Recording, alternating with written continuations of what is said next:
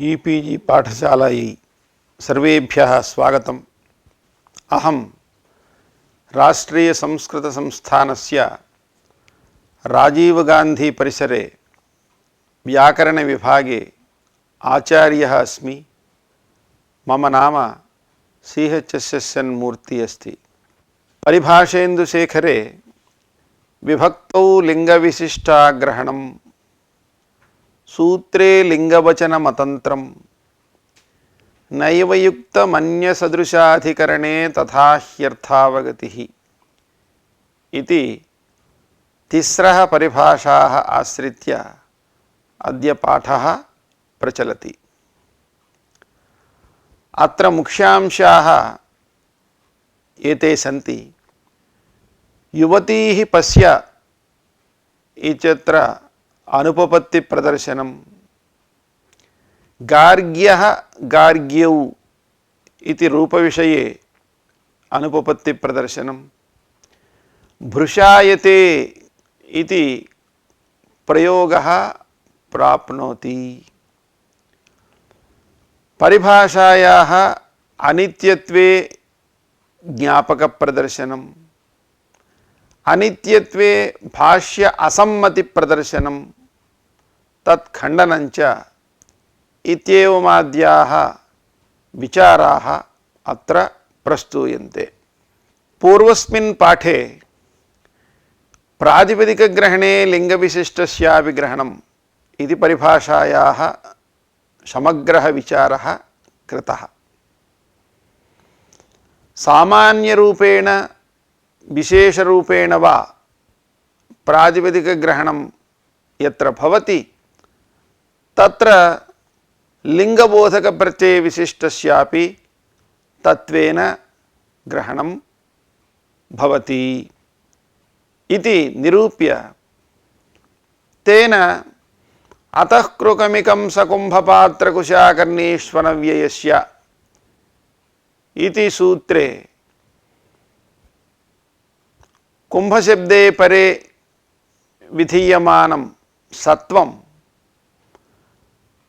कुंभी शब्दे परेपि भवति, तेन अयस्कुंभी इति रूपं सिद्ध्यति इति प्रतिपादितम्। सा परिभाषा कुत्र न प्रवर्तते इति ज्ञाप्सूत्रे परिगणनं यदस्ति तत्सर्वम् अत्र ग्रन्थे ग्रंथकारेण लिखितम्, अस्माभिः स्पष्टतया तत्र अधीतञ्च। सम्प्रति प्रातिपदिकग्रहणे लिंगविशिष्टस्यापि ग्रहणम् इति परिभाषायाः स्वीकारे दोषः प्रदर्श्यते। यूनः पश्य इत्यत्रैव युवतीः पश्य इत्यत्रापि सम्प्रसारणं प्राप्नोति इति ग्रंथकर्तुः आशयः। तत्र एवमस्ति, युवन् शब्दस्य द्वितीया विभक्ति बहुवचने शस् प्रत्यये युवन् शस् इति स्थिते शस् इत्यत्र शकारस्य लशक्वदन्तिते इत्यनेन इत्संज्ञा, तस्य लोपः इत्यनेन लोपः, लोपे सति युवन् अस् इति स्थिते इदानीम् अस्प्रत्ययः असर्वनामस्थान अजादिप्रत्ययः अस्ति। अतः यचिभम् इत्यनेन भसंज्ञा भवति। भसंज्ञायां स्वयुवमघोनामतद्धिते येषां सम्प्रसारणं स्यात् अतद्धिते परे इत्यनेन अत्र युवन् शब्दस्य सम्प्रसारणं प्राप्नोति। सम्प्रसारणं नाम किम् इति चेत् ईग्यनः सम्प्रसारणं, यणः स्थाने प्रयुज्यमानः यः इक् तस्य सम्प्रसारणम् इति संज्ञा विहिता। इदानीम् अत्र युवन् इत्यत्र यकारः एकः एण्वर्णः अस्ति, वकारः अपरः एण्वर्णः अस्ति। अनयोः द्वयोः इदानीं सम्प्रसारणं प्राप्नोति।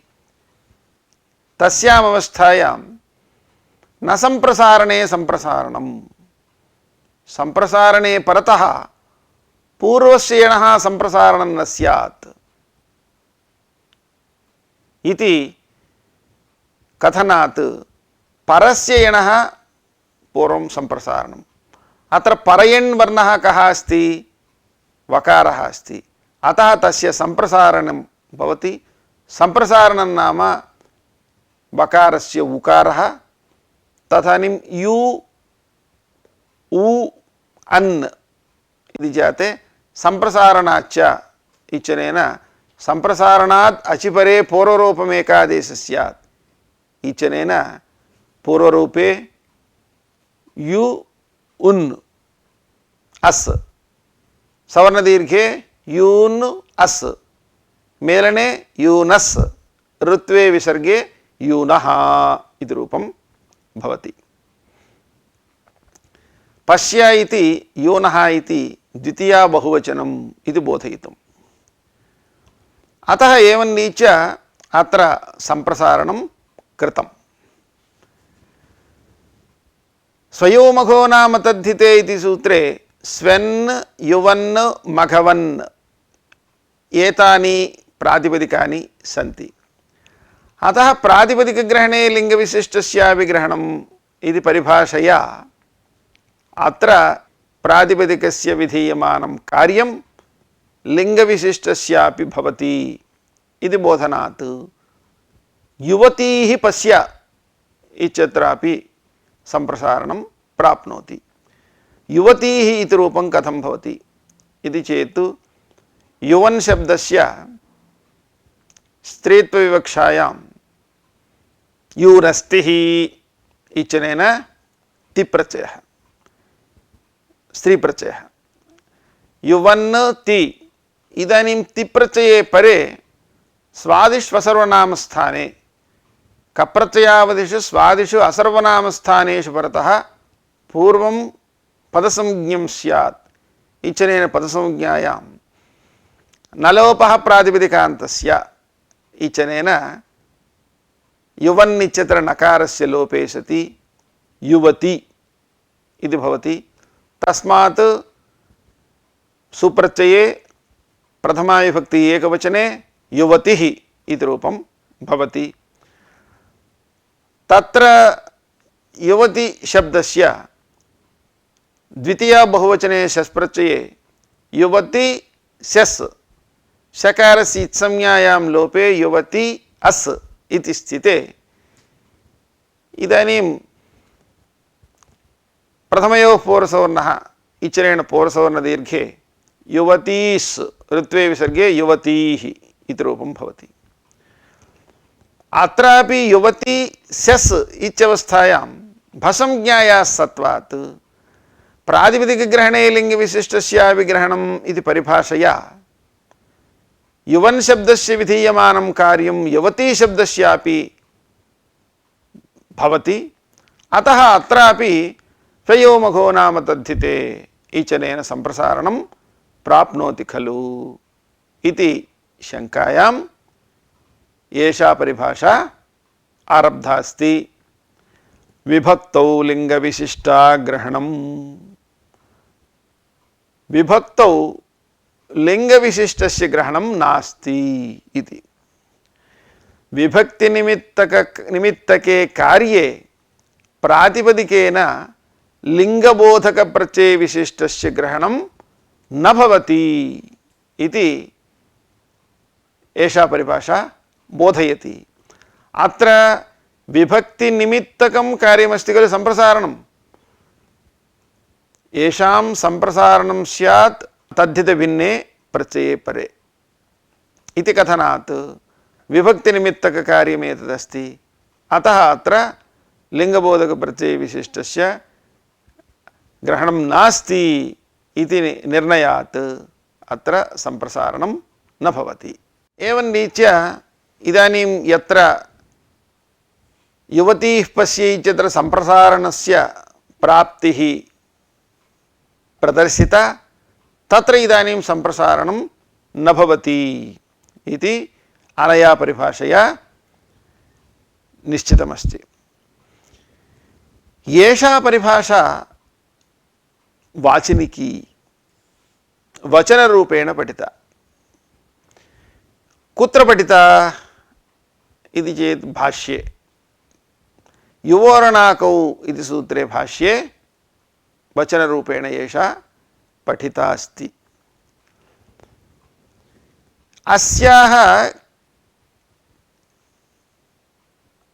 वाचनिकत्वात् ज्ञापकत्वं नास्ति इति भावः।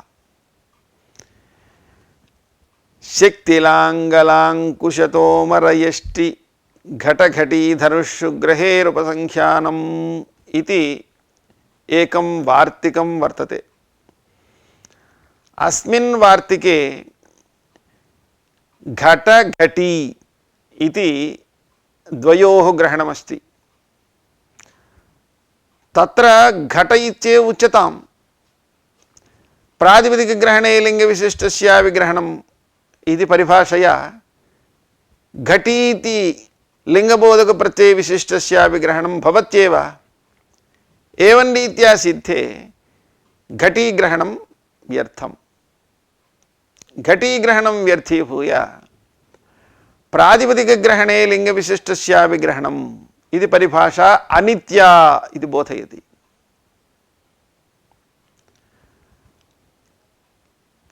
तस्याः नाम प्रातिपदिकग्रहणे लिङ्गविशिष्टस्य विग्रहणम् इति परिभाषायाः अनित्यत्वं नाम कुत्र न प्रवर्तते इति चेत् विभक्तौ न प्रवर्तते इति तदनित्यत्वमूलिका एषा परिभाषा इति केचन वदन्ति। परं ग्रन्थकारः वदति एषा परिभाषा पृथक् परिभाषैव। युवोरणाकौ इति सूत्रे भाष्ये अस्याः परिभाषात्वेन पृथक् व्यवहारः दृश्यते। अतः एषा स्वतन्त्रपरिभाषा इति ग्रन्थकर्तुः नागेशभट्टस्य आशयः। तत्र हि भाष्ये एवमुक्तम् अवश्यमेषा परिभाषा अनेकफलसिद्ध्यर्थं कर्तव्या इति। अतः एषा अनित्यत्वमूलिका इत्येव न स्वतन्त्रतया एषा परिभाषा अस्ति इति भाष्यकाराणाम् आशयः इति। एवमेव इदानीम् अत्र काचित् शङ्का उदेति। ज्ञाप्रातिपदिकात् इति सूत्रे भाष्ये लिङ्गविशिष्टपरिभाषायाः दोषनिरूपणावसरे अस्यापि उल्लेखः वर्तते। प्रातिपदिकेन एष अस्यापि उल्लेखः विभक्तौ लिङ्गविशिष्टाग्रहणम् इति। अतः एतदुक्तिः अनर्थिका इति वाच्यम् इति चेत् तस्य एतल्लब्धार्थानुवादकत्वेन दोषः नास्ति। एतल्लब्धार्थानुवादकत्वमेव, अतः दोषः नास्ति इति। अत एव भाष्ये एवमुक्तं विभक्तौ चोक्तं किमुक्तं विभक्तौ लिङ्गविशिष्टाग्रहणात् इति। अन्यथा उपपदविधौ च ययोः फक् इत्यादि विभक्तिविधौ च इत्येव वदेत्। अतः एषा स्वतन्त्ररूपेण परिभाषा इति निश्चीयते। एवं विभक्तौ लिङ्गविशिष्टाग्रहणम् इति परिभाषायाः विचारः तत्र कृतः। कृत्वा इदानीं सूत्रे लिङ्गवचनमतन्त्रम् इति परिभाषायाः विचारः अत्र प्रस्तूयते। तस्यापत्यम् इति तद्धितप्रकरणे एकं सूत्रं वर्तते। तत्र तस्य अपत्यम् इति पदद्वयम् अस्ति। तस्यापत्यम् इति सूत्रेण अण् प्रत्ययः उच्यते। षष्ट्यन्तात् कृतसन्धेः अपत्यम् इत्यर्थे उक्ताः वक्ष्यमाणाः प्रत्ययाश्च भवन्ति इति सूत्रार्थोऽपि तत्र वर्णितः। उपगोः अपत्यम् औपगवः इति उदाहरणम्। तत्र उपगो ङस् इति षष्ट्यन्तात् अपत्यम् इत्यर्थे अण् प्रत्ययः कृतः, तद्धितप्रत्ययः। अण् प्रत्यये अकारः शिष्यते। उपगु आ ङस् ङसः उपगु ङस् आ इति स्थिते विशिष्टस्य तद्धितान्तत्वेन प्राद्वीसंज्ञायाम् अवयवसुपः सुपो धातु प्रातिपदिकयोः इचनेन लुग् भवति।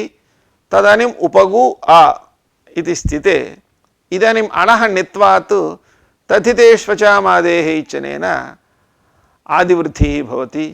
औपगु आ ओर्गुणः इचनेन गुणे उवर्णान्तस्य भस्यगुणः स्यात् तद्धिते इचनेन गुणे औपगो आ एचोयवायावः इचनेन अवादेशे औपगौ आ तद्धितान्तत्वेन प्राद्वीसंज्ञायां सुप्रत्यये ऋत्वे विसर्गे औपगवः इति रूपं भवति। तत्र इदानीम् अनुपपत्तिः का इति चेत् तस्यापत्यम् इति सूत्रे तस्य इति एकवचनमस्ति। अपत्यम् इति अपत्यशब्दस्य नपुंसक एकवचननिर्देशः अस्ति। अतः एकवचने एव नाम नपुंसकनिर्देशे नपुंसके एव अस्य सूत्रस्य प्रवृत्तिः इति लभ्यते। तथा चेत् इदानीं गर्गस्य अपत्यं गार्ग्यम् अस्मिन्नेव अधिकारे तस्यापत्यम् इत्यधिकारे एव गर्गादिभ्यो यै इति सूत्रमस्ति। अतः इदानीं गर्गस्य अपत्यम् इत्यर्थे गर्ग ङस् इति षष्ट्यन्तात् यै प्रत्यये सति गर्ग य यै इत् इत्वात् तद्धितेष्वचामादेः इचनेन आदिवृद्धौ गार्ग य यस्येति च इचनेन अकारलोपे सति गार्ग्य। विशिष्टात् सुप्रत्यये नपुंसके अमादेशे अमिपूर्वः इत्यनेन पूर्वरूपे गार्ग्यम् इति रूपं भवति। इदानीं गर्गस्य अपत्यं पुमान् इत्यर्थे पुंस्त्वविवक्षायां गार्ग्यः इति रूपं न सिद्ध्यति। कारणं नपुंसके एव गर्गस्य अपत्यम् इत्यर्थे एव भवति, नपुंसकत्वविवक्षा अस्ति इति। गर्गस्य अपत्यं पुमान् इत्यर्थे तु पुंस्त्वविवक्षा अस्ति, अतः गार्ग्यः इति रूपं न सिद्ध्यति। एवमेव गर्गयोः अपत्ये पुमांसौ गर्गयोः अपत्ये पुमांसौ इत्यत्र द्विवचननिर्देशः अस्ति। अतः अत्रापि इदानीं गार्ग्यौ इति रूपं न प्राप्नोति इति शङ्का उत्पन्ना। तस्याम् अवस्थायाम् एषा परिभाषा आरब्धा सूत्रे लिङ्गवचनमतन्त्रम्। सूत्रेषु निर्दिष्टं लिङ्गं वचनम् अविवक्षितम्, अतन्त्रम् इत्यस्य अविवक्षितम् इत्यर्थः।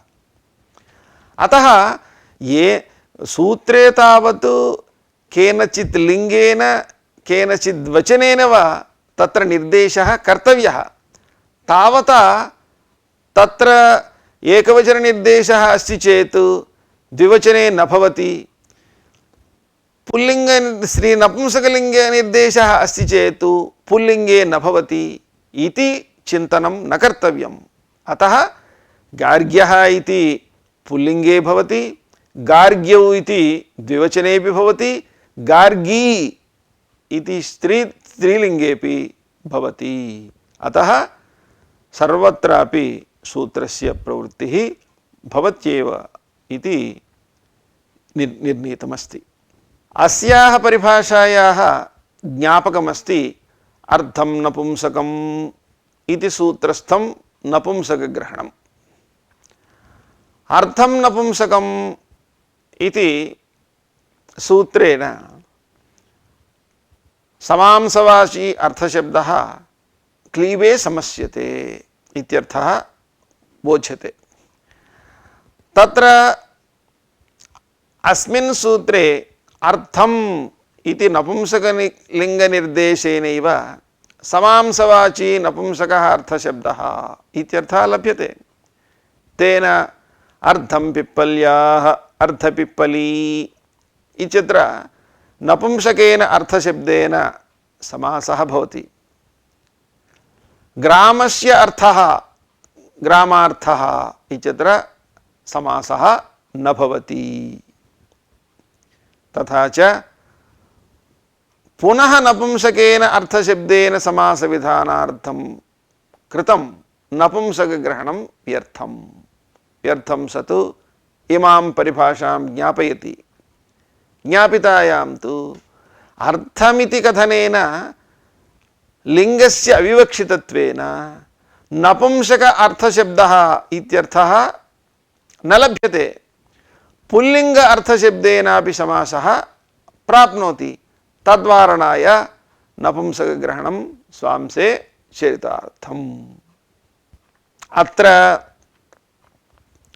केचन एवं वदन्ति, अर्थम् इति नपुंसकनिर्देशेनैव नपुंसकस्य अर्थशब्दस्य समासे सिद्धे पुनः नपुंसकग्रहणात् द्विर्बद्धं सुबद्धं भवति इति न्यायात् समांसवाचि नित्यनपुंसक अर्थशब्दस्यैव अत्र ग्रहणम्। तत्र समासविधानार्थं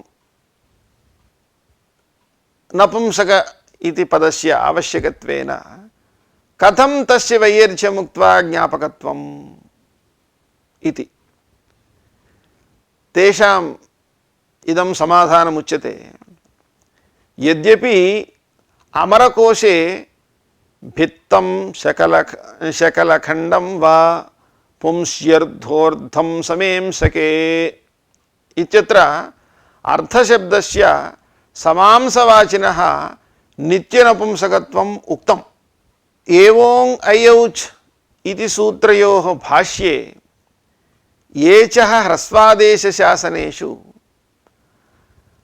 अर्थैकारः अर्थौकारः तयोः विधानं स्यात् इत्याशङ्क्य न वेदे नैव लोके अर्थ एकारो अर्थवोकारो वा अस्ति इत्युक्तम्। अतः नपुंसकग्रहणम् अस्याः परिभाषायाः ज्ञापकं भवत्येव इति निश्चीयते।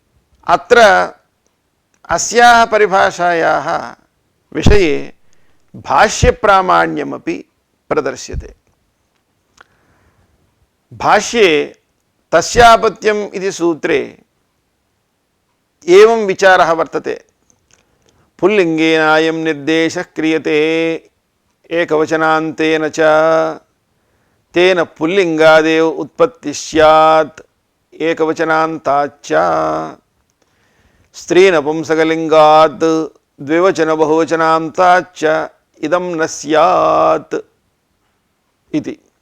तत्र वार्तिककारः एवमाह।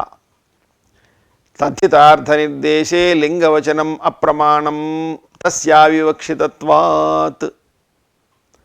तद्धितार्थनिर्देशेषु लिङ्गवचनम् अप्रमाणं लिङ्गवचनयोः अविवक्षितत्वात् इति वार्तिककारस्य आशयः। तद्यथा